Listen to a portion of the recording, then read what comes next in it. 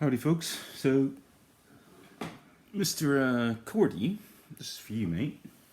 A quick update for the channel. I'm trying to document some of the stuff I'm messing with, but yesterday I recommended you the EQ2 and gave you a list which will be up there, hopefully, or there. A playlist with all the research that I'd done on the EQ2 back in December. I got this about a month ago. I've been messing with it a bit, but mostly taken up with the freakout. I'll put a link to research on that and turning this into a helix device. That's a lot for me, like how I met Mr. Gordy. He produces stuff like all these EHX freeze effects, which I got, which are really cool.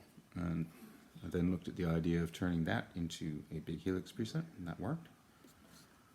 Now on to this EQ2 thing, and try and swing this around. There's the gear.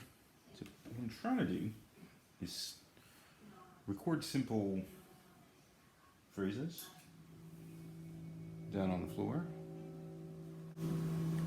See if you can get that sound coming through. And then I'm taking the same phrase and using two expression pedals to mess with it. One goes to the EQ2 and one goes to the PLethora.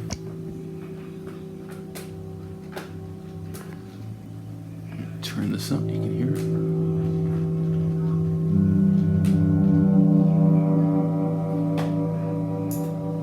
It's just a forward and reverse loop.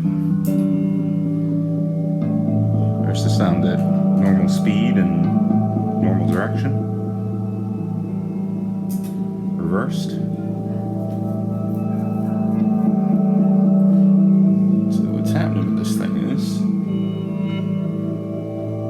I've assigned 3 different presets to snapshots, and changing a snapshot changes the sound on this, which would be the left path.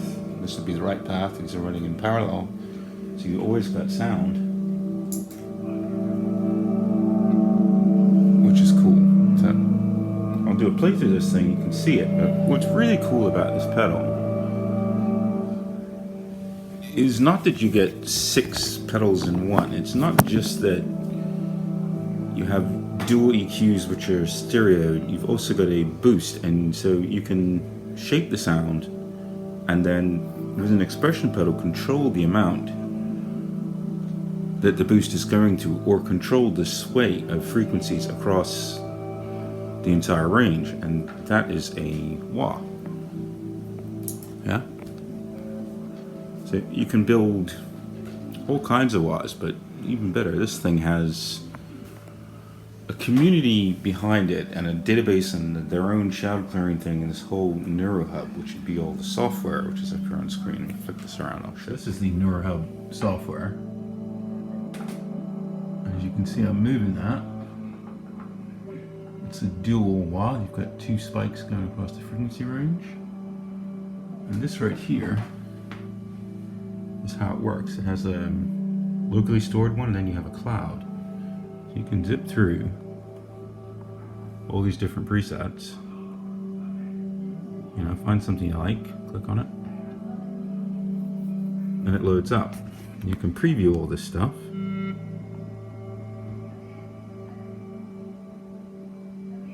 It's one that sort of turns us strat to something else. It's one that's sort of like a sans amp. Oh, really cool. Or you can go back to the device itself, and you can see here, these are all presets, which you can name, you can edit, and you can do this on Windows, on Mac, on Android. You can even directly connect a cable here to the secondary input and send these things in. Off, there she's on. You can manually control the whole thing, so you can step through 8 little presets built in, or 128 in Midi, which is really cool. You can hold this down and it will step through for you. So on the bench, it's great. On the floor, you can still do stuff manually. Great boost.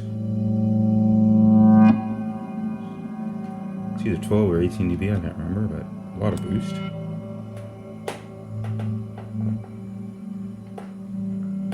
And this can be controlled by Midi, via the neurohub, by its old Midi anyway.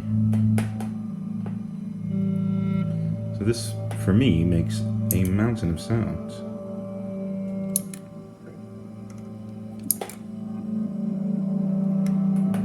And you can see all those changing right there on the screen. So if you're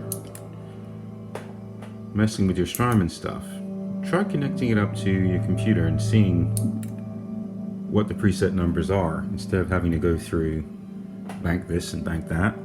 It's usually an easier way to get into doing all this stuff. But yeah, connect it up to the Stomp. I've set this to do a bunch of default things.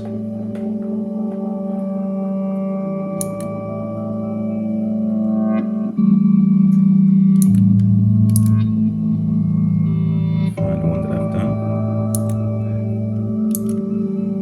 Some of them have one per snapshot, some not, but this is a super cool thing. So, flip around again. I hope you dig it. It's really cool. As with most of the source audio stuff, there's a real depth to those kind of pedals, and there's a whole ecosystem that's theirs, and there's a means of sharing all this stuff with other source audio users, and it's multi-platform. So for me, it's a tiny little step closer to something like the QC. The PLethora does the same thing, the Sim one does the same thing. Pretty much all of my pedals can be messed with remotely right off the phone, which I think is great. I think it's one thing that the Helix could really use, and it's, you know, also why I'm building all these MIDI controllers on the iPad, so that I can pick up any one of these units on the desk, throw them together in some way, and create sounds for whatever experiment it is I'm doing. I hope that really comes in useful for you. Good luck in your MIDI voyage, and don't forget this matey. This combined with the command center in 3 and in 3.1. Wow. Hope you dig it.